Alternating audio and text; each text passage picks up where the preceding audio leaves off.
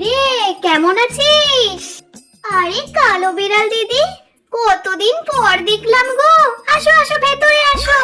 তা কেমন আছো বলো? আর আমাদের নতুন এই পাঁচিলের খোঁজ তুমি কোথা থেকে পেলে গো? আরে তোদের পুরনো পাঁচিলের ওই প্রতিবেশী বিড়ালদের কাছ থেকেই তোদের ঠিকানাটা পেলাম। তা কি ব্যাপার বলতো? ওই পাঁচিল ছেড়ে হঠাৎ এই নতুন পাঁচিলে এলি কেন? আর বলো না গো, ওই পাঁচিলে তো আমরা বিড়ালেরা জয়েন্ট ফ্যামিলি হয়ে থাকতাম, তো তাই বিড়ালের সংখ্যা অনেক বেড়ে গেছিল। ওইটুকু পাঁচিলের মধ্যে এতগুলো বিড়ালের সঙ্গে একসাথে থাকা যায় নাকি বলো? তারপর ওইখানকার মানুষগুলো বাবারে আমাদেরকে দেখে ঢিল ছুঁড়ে ছুঁড়ে মারতো, হুস হুস করে তাড়িয়ে দিত। মেয়েকে নিয়ে ওখানে থাকা কি সেফ বলো?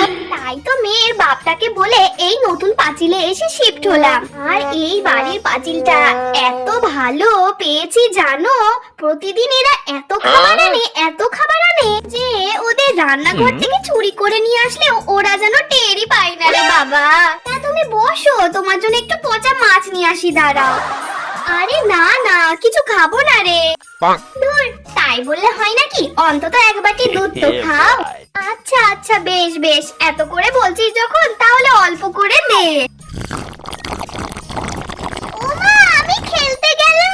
কতবার তোকে বলেছি না যে ওই হুলো বেড়ালের পাড়ায় একদম খেলতে যাবি না? কথা কানে যায় না না? যা পাঁচিলের মধ্যে ঢোক, একদম বেরোবি না পাঁচিল থেকে। তুমি যাও ওই ধেড়েদের পাড়ায়। আসলে ওরা সারাদিন জঙ্গলে ঘোরাঘুরি করে, তো সারাদিন রোগ মুখ ছড়ায়, ভীষণ আনহাইজেনিক ওরা। আমি তো মেয়ের বাবাকে মাথা দিব্যি দিয়ে রেখেছি যে না, ওই হুলোদের পাড়ায় একদম না। আচ্ছা বে, যার জন্য এসেছি সেটা আগে শোন। তোদের পাশের ফ্ল্যাটের পাশেরে না একটা সাদা বিড়ালের ফ্যামিলি থাকে। ওদেরই ছেলের সম্বন্ধ নিয়ে এসেছি তোর মেয়ের জন্য। ওমা, তাই নাকি? হ্যাঁ রে, ছেলে তো একেবারে ধবধবে সাদা, একেবারে রাজপুত্তুর। বাহ, এতদিনে শখ আমার পূরণ হতে চলেছে যে। এই মনা, আবার বেরোচ্ছিস পাঁচিল থেকে? যা ভেতরে ঢোক। আরে জামা কাপড় কাচতে যাচ্ছি। ও যা যা যা। আচ্ছা এবার আমি যাই, বুঝলি? কাল ওরা বিকেলে আসবে মেয়েকে দেখতে। আচ্ছা ঠিক আছে রে, তুই সাবধানে যাস কিন্তু। এই পাড়ার কুকুরগুলো কিন্তু আবার বিশাল শিয়ানা। আসুন আসুন দিদি, ভেতরে আসুন। বাবা আসো আসো, ভেতরে এসে বসো। কেমন যেন একটা আস্তে আস্তে গন্ধ করছে না আপনাদের বাড়ি থেকে? এটা তো পাঁচিল ফ্রেশনারের গন্ধ দিদি। ইঁদুর পচে মাছ পচে এই গন্ধগুলো হয়েছে দিদি, একদম অর্গানিক দিদি। ইস বাবা গো, কি নোংরা এরা। তা ডাকুন মেয়েকে। হ্যাঁ হ্যাঁ, মনা, এই মনা, আয় রে, ওনারা চলে এসেছে তো। নমস্কার। বাবা, ছবিতে কালো বিড়াল দিদি যেরকম দেখিয়েছিল ঠিক তেমন তো লাগছে না দেখতে। আজকের দিনে অন্তত শাড়ি পরে আসলে হতো না? তোর নাম কি তোমার? মিনি বেড়াল। তা কি কি করতে পারো শুনি? মা আমাকে লোকের ঘর থেকে দুধ চুরি করতে শিখিয়েছে। লোকজন রাস্তা পারাপার করার সময় তাদের রাস্তা কাটতে শিখিয়েছে। তারপরে কুকুর দেখলে কেমন করে লেজ তুলে পালাতে হয় সেটাও শিখিয়েছে। এছাড়া মানুষের রান্না করা মাছ আমি চেখে চলে আসতে পারি, দুধের বাটি উল্টে দিতে পারি। হি হি। কি নোংরা। আসলে মাটার মতনই হয়েছে। আসলে বদ্রস্ত কোনো পাঁচিলে থাকুনি তো, তাই এইসব করে বেড়াও। আচ্ছা একটু দৌড়ে দেখাও তো দেখি, কুকুর দেখলে কেমন করে দৌড়তে পারো। ও না, খুব সুন্দর গান করতেও পারে দিদি। আমি ওকে সব কিছু শিখিয়েছি। এমনা, একটা সুন্দর করে গান শোনাতো ওনাদেরকে।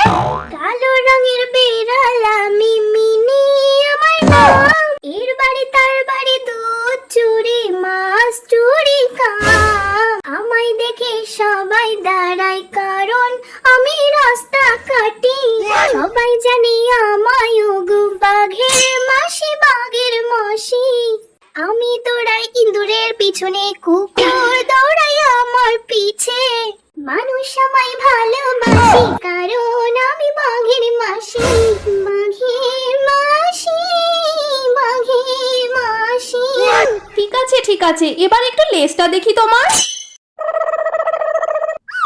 ওমা বাবু, এটা কি দেখছি রে? এটা মোটা কালো একটা কুচির একটা লেজ। এটা বেড়ালের লেজ না ইঁদুরের লেজ? ছি, না না, এ বিয়ে হতে পারে না। আত্মীয় স্বজনেরা দেখলে লজ্জার আর শেষ থাকবে না। চল বাবু, পালা এখান থেকে, চল চল চল। দিদি দাঁড়ান, শুনুন, যাবেন না এভাবে দিদি। ও মা, ওরা এত অপমান করে চলে গেল শুধুমাত্র আমার লেজটা এরকম বলে। আমার মনে হয় আর বিয়ে হবে না মা। এর থেকে ভালো তো আমি রাস্তায় পার হতে যাওয়ার নাম করে গাড়ির তলায় চাপা পড়েই মরে যাব। একদম না, ওই সাদা বিড়ালের জাত কি ভাবে কি ওরা নিজেদেরকে? ওই তো থাকে লোকের ঘরে বন্দি হয়ে, মানুষের পা না চাটলে তো ওদের খাবার জোটে না। আর রিজেক্ট করছে কিনা আমার মেয়েকে। তোর মুখশ্রী কত সুন্দর বলতো, পুরোই আমার মতো। আর লেজটাই পেয়েছি শুধু তোর বাপের মতো। ওরা জানে না যে ওরা কি হারালো। কি দারুণ তোর প্রতিভা, অল রাউন্ডার কাটিং চ্যাম্পিয়ন তুই। আমিও কথা দিচ্ছি, তোকে বিদেশি বিড়ালের সাথে বিয়ে দেব। তুই বিদেশে যাবি মা, বিদেশে। এই মনা, তুই চুপি চুপি সত্যি সত্যি বিষ খেয়ে নিলি